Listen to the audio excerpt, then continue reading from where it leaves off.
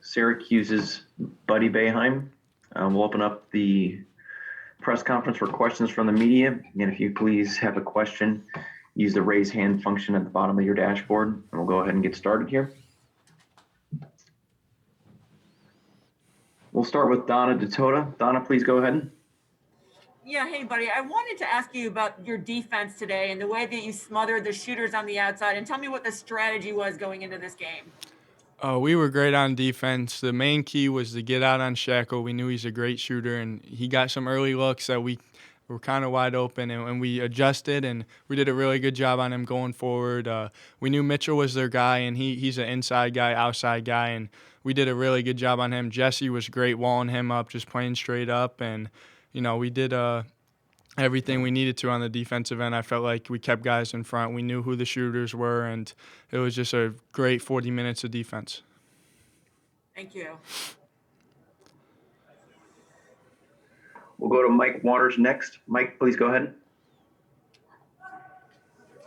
Buddy, can you describe that stretch there in the first half where you scored the 16 points in a row? Was there a shot that got you going? And just what did it feel like during that run of yours? Honestly, in warm-ups, I felt great. I felt like I wasn't missing many shots, and I just felt loose, felt ready to go, and just wanted to go leave it all out there. And my teammates did a great job finding me. After the first shot, it was kind of contested, a deep one, and I was like, all right, let's keep this going. Got in the lane, made a tough layup, and my teammates did great. I mean, they were finding me, they were screening me, and it was just a lot of fun, and just wanted to score and help us win in any way possible.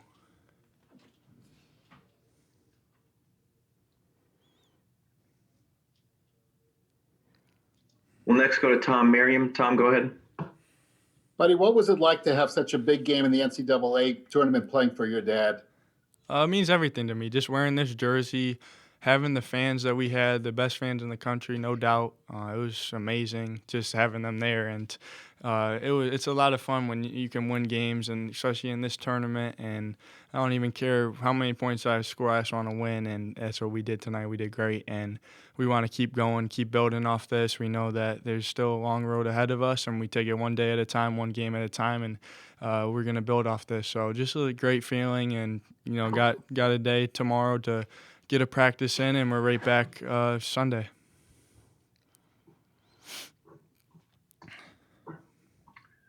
We'll go to James Suba. James, go ahead.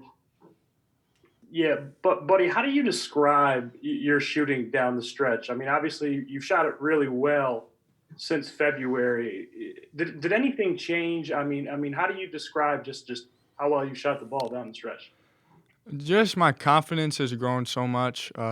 Early in the year, having pauses and stuff definitely didn't help, but I watched the film and I felt like I was getting a lot of great looks. I just felt like I was missing them, and I knew eventually that things would change and I would start making shots, and just, credit to my teammates. They're getting me open, getting me good shots, and they got me in a groove early, and it's a lot of fun when you can see shots go down. I think that's been the biggest difference in our team, is just making shots, making more shots, and I think we're dangerous when we can do that, and it's, definitely something you want to build on and keep going forward.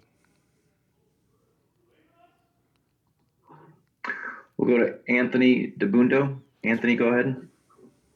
Yeah, buddy, do you think that the San Diego State offense got a little spooked by the zone early on? How do you feel like they reacted, especially once they missed a bunch of open looks to start the game? Yeah, definitely. They got some really good looks early, and we kind of just made adjustments. And when Kadori got in there, he made a lot of plays. He's just so lengthy, great instincts. He's everywhere. Jesse was great inside, and I think when they missed a couple, they were thinking about their shots. We did a really good job adjusting after the first 5 minutes again out on shooters, and they went through a stretch where it felt like they didn't score for about 5-6 minutes. So that was a key stretch, and our defense was great. We knew where to be. The scout was great. The coaches did a great job telling us where to be, what plays they ran, and we were really good. And it's not easy when you face this zone in particular for the first time.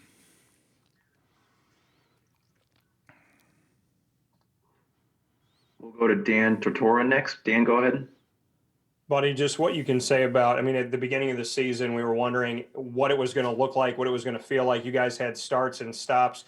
Bring me into that, to this moment and getting to be on this court and then do what you did tonight. Just so proud of these guys and these coaches. I mean, 3 or 4 times we felt like, man, we got killed at Pittsburgh, at Virginia, at Clemson. We just didn't look like a good team, and just the resilience of this team and these coaches for getting us back on track is unbelievable, especially during a time like this. And I'm just so proud to be on this team and wear this jersey. And it's been a lot of fun, but we want to keep going.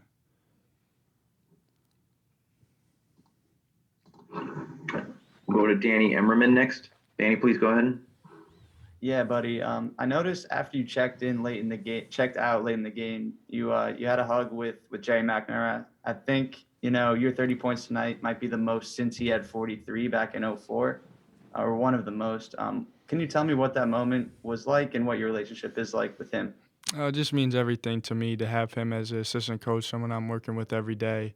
My dad's the coach, but I got 3 big brothers that are assistant coaches, 3 uncles, whatever you want to call it, and that's family for me. And me and GMAC have worked 10,000 hours for the last 6-7 years every day. It's someone I looked up to, and we had a great week of working out with him. He's the best in the business. He pushes me to different levels, and it's so fun having him as a coach and someone that's always helping me out and being there for me. So I love those guys, and it was a great moment. He just told me he was proud of me, and I just told him I love him. Go to Stephen Bailey next. Stephen, go ahead. Hey, buddy. I wanted to ask you about a sequence late in the first half. You took that foul to stop the transition break, and your dad took you out. Any regret immediately there, or conversation with him? And then what did it mean to see the rest of the guys keep the pace up after you'd scored 16 straight? I trust my teammates, and when I came out, I was like, we're going to be fine. They did a great job. I mean, I wasn't even in there when we broke the game away. I came out, maybe we were up 1, and next thing you know, we're up 9 with Joe hitting big shots, making plays, Kadari making plays, Rob hitting the big 3. So it just shows that it's not just me, it's everyone, and they all stepped up tonight. Everyone was great, and without them, we could have been still a tie game. So I knew that my teammates were going to step up for me, and that's exactly what they did.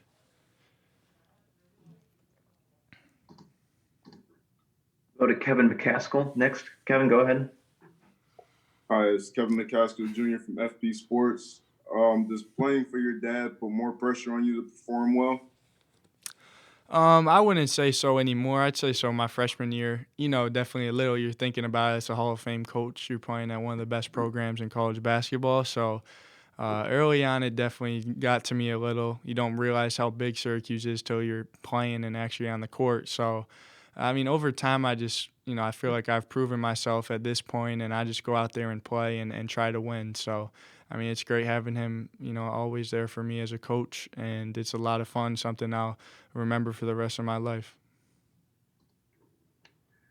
Michael McAllister, please go ahead. Buddy, earlier in the season, you guys had some defensive struggles at different points. What's been the biggest key the last handful of games? It seems like you guys have played much better on that end of the floor.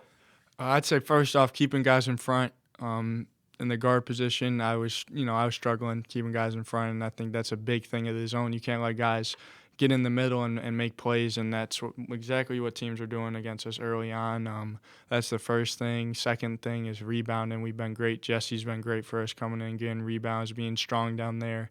And the emergence of Rob is also, he's going to be in the right spot in the forward position, and he's really reliable down there. And just knowing personnel, knowing who the shooters are, and sometimes we lost focus of the defensive end and the personnel. So I think just focus is the biggest thing, and then having more effort. Time for one last one from Dan Tortora. Dan, go ahead. Buddy, usually when guys are playing in this tournament, women playing in the tournament, their parents are in the stands. Your father is right there with you every step of the way. Just bring me into that story, because so few people will be able to tell this story this way for you. And I know that you have more life ahead and you're fighting for more games, but just what it's like to go through this with your father. It's everything to me. I mean, he believed in me before I believed in myself. 7th, 8th grade, I was never the best player, never the best athlete, but he was always there for me, telling me he believed in me, he thought I could be a good player one day, and that's all I needed to hear. And he's always been my biggest motivator, my biggest supporter, and this means everything to me. It's something we'll cherish forever. That's my best friend, and it's there's nothing like it. And through the ups and downs, I'm gonna appreciate every moment and never take it for granted. And just playing here at Syracuse means everything to me. The community, the people, there's nothing like it. There's no better place than Syracuse. Okay, thank you, Buddy. Appreciate your time. Congrats on the win, and see you on Sunday. Thank you. Thanks. We'll be joined by Coach Boeheim here momentarily.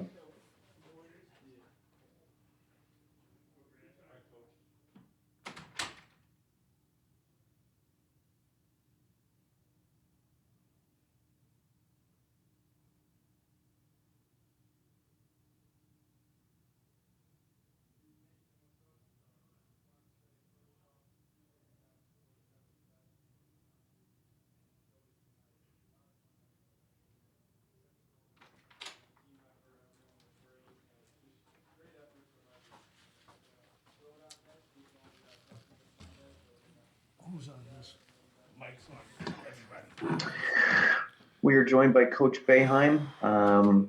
Before we get started with an opening statement, a reminder that if you do have questions, please raise your hand using the raise hand function at the bottom of your dashboard. When you're called on for your question, please state your name and affiliation.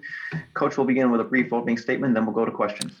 You know, things went our way tonight. In the beginning, it didn't look like we could stop them. Our defense was struggling early on, and then and Buddy kept us in there. But then when he went out, when he got his second foul, Joe picked up, took over, had 10 points, and Robert hit a 3, and our defense got better. We almost shut them out the rest of the half, and our defense was the difference in the game.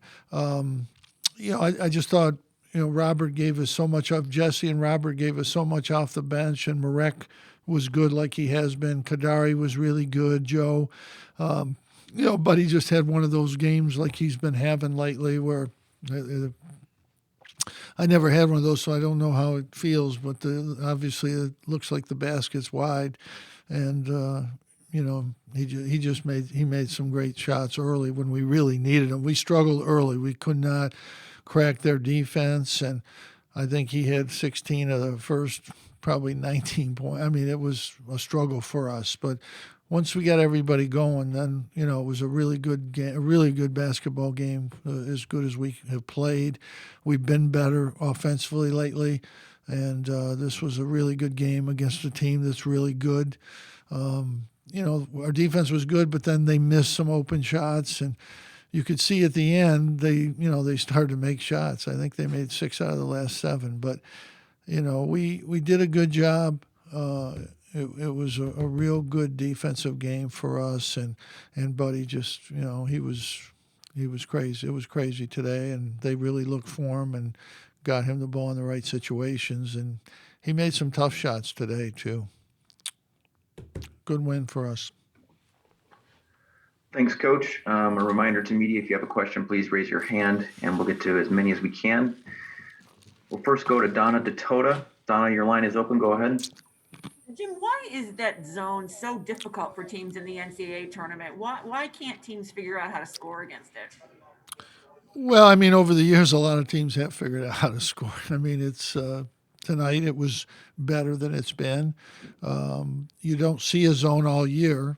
It's a little bit more difficult to play against a zone when you don't see one all year. That's one thing that's probably helped us as we get into the tournaments the last few years. Most teams don't see a zone all year. The teams in our league are pretty, they know what we do, and they're pretty good at attacking us. So it's not as effective against teams that know you. But again, teams don't see a lot of zone.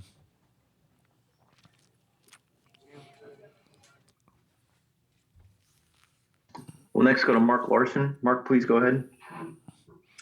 Hey, Coach, congratulations. When Buddy's going like that and there's a timeout, do you say anything to him, or you just try to leave him alone? Is there, what do you say?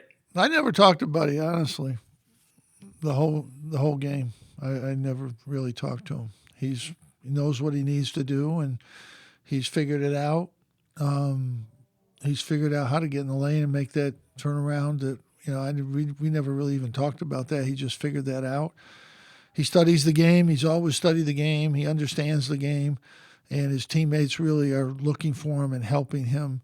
And when they come on him, he's getting the ball back to guys to get their shots up. So, but I don't talk to Buddy. He knows what he should do, where he should be. I've talked to him all his life. I don't need to talk to him anymore. Mike Waters is next. Mike, your line is open. Jim, in the first half when Jesse Edwards came into the game, I think for like the next 9 minutes, San Diego State didn't score. What was he able to do for you guys in there defensively during that stretch? Well, I thought everybody did a good job. I thought the defense, Robert was really good. Marek going to the bigger lineup there with Marek at forward. And I thought Kadari was really good. Joe, I thought our defense overall was really good. Jesse walled up a couple guys and made them take tough shots.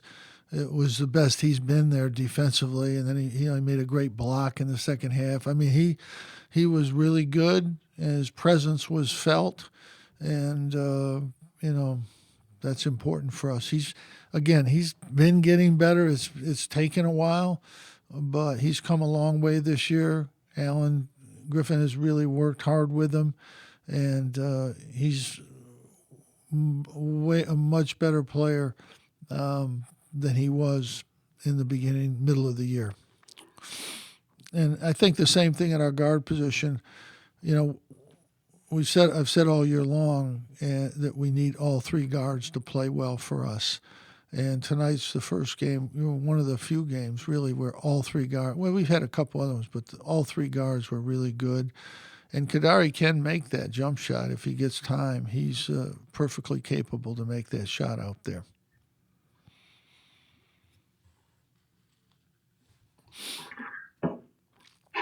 We'll go to Tom Merriam next, please. Tom, go ahead. It's Tom Merriam with AP Radio. You've had other teams that have been seated low in the tournament have gone on big runs. Is there an extra spark when you are seated so low? That doesn't matter. I mean, it really doesn't. When you get in the tournament, it doesn't matter what you think or what you want. It's how you play. San Diego State they came in here. They want to prove themselves that they're a really good team, and they had a lot of incentive to play well. But the only incentive is you want to play, you want to win, you want to get to the next game, and once the game starts, once that clock starts, it doesn't matter whether you want to do something or whether you have a chip on your shoulder. None of that matters. It's how you play. I watched a lot of games today, and some teams just really came out, really played good today, really played well, and those are the teams that win. The psychological thing, there's nothing whatsoever to that. You just have to go out and play well. And, that's what we did today. We just played really, really well on both ends of the court. They're one of the best defensive teams, I think, in the nation. I don't follow all that stuff, but I think defensively, efficiently, whatever, they're one of the better defensive teams in the country. And Buddy kept us in it. We were not scoring against them. Then we gradually started to get better ball movement. Joe got going. Robert hit a couple shots. Marek made a couple really good plays. And, the whole team, Kadari got in the lane. The whole team picked it up then. And, our offense was just really good against a very good defensive team. We'll go to Anthony DeBundo next. Anthony, please go ahead. Jim, how much West Virginia have you gotten to see this year, and what are your original impressions on them? They are up 10 in the second half. I've seen them about 5 times at least this year, and they're really best West Virginia team I've seen. And I'm not just trying to say that because they have really, really good shooting. They always play good defense, but they've got multiple guys that can shoot the ball, which I haven't seen that much from them. the last few years. One of the best coaches in college basketball history, Coach Huggins, and they're a really good basketball team. I don't know who's going to win, but whoever wins is really good. We'll go to Stephen Bailey next. Stephen, please go ahead. Hey, Jim. Buddy said that you believed in him before he believed in himself when he was younger, 7th through 9th grade. What do you remember watching him then that kind of led you to believe in him? Well, he was always a good shooter. That helps. I knew because of his mother that he'd be tall. If he was 6 foot, he'd still be a pretty good player, but it would probably be at Lemoyne or Ithaca or someplace. But, he has the right mother. And once he got tall, and he always could shoot. And, most kids, like I was a little like him, I was only 6'4", but I weighed 170 pounds because we didn't have weights. We didn't do the things back then. Buddy's been in the weight room since 8th grade. He's trained with Ryan since really 8th or 9th grade, and he's the hardest worker in the weight room, according to Ryan. And he's made himself into a physical, strong two-guard. And but he could always shoot. Shooters have a way of being able to play, and especially shooters with good size. But he's made himself into a player. It's very hard to be from Syracuse and grow into a really, really good Division I player. He's done it. Jimmy's done it. And I'm really proud of all the work that he's put in to this game. It shows that hard work pays off. If we have a game on Saturday afternoon, he'll shoot Saturday night in the gym. If we played 3 straight games, Monday, Wednesday, Thursday, Saturday or something, and we're off Sunday, he'll shoot. He'll lift with Ryan, and he will shoot. So he's earned it. He's really worked to be in this position, and it's fun to coach him. And we do have time for just one more. We'll have to take Mark Larson as our last question. Mark, go ahead. Hey, Coach, back to Buddy. He also said that it means everything to him to share the March Madness experience with you and to do this with you. What's it mean to you? It's like I have always said. When you're watching your son play, as a fan, as a father, like I watched Jimmy or I used to watch Sissy, it's just a great feeling to see them play well. Sissy won 3 state championships. They were as good as anything I've been involved in. To watch her play that and win those, to watch Jimmy play at Cornell, and to watch Buddy play. That as a father, but as a coach, I'm happy that he's playing for me because we're winning games and have won games over his time here that we wouldn't have won without him. He's really played well.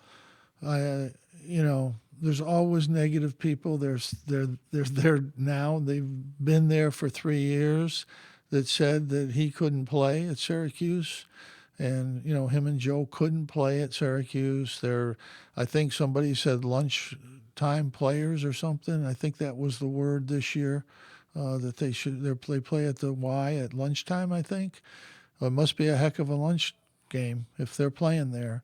But, I'm proud to have him as a son, but I'm really happy I have him as a player. Thank you, Coach. Congrats on the win tonight, and good luck on Sunday. Thank you. Thank you. That's it for this post-game news conference. A transcript of Coach's interview will be provided by ASAP Sports and posted along with a recording of this press conference in the NCAA Digital Media Hub at ncaa.veritone.com. Again, that's ncaa.veritone.com. Thank you for joining us.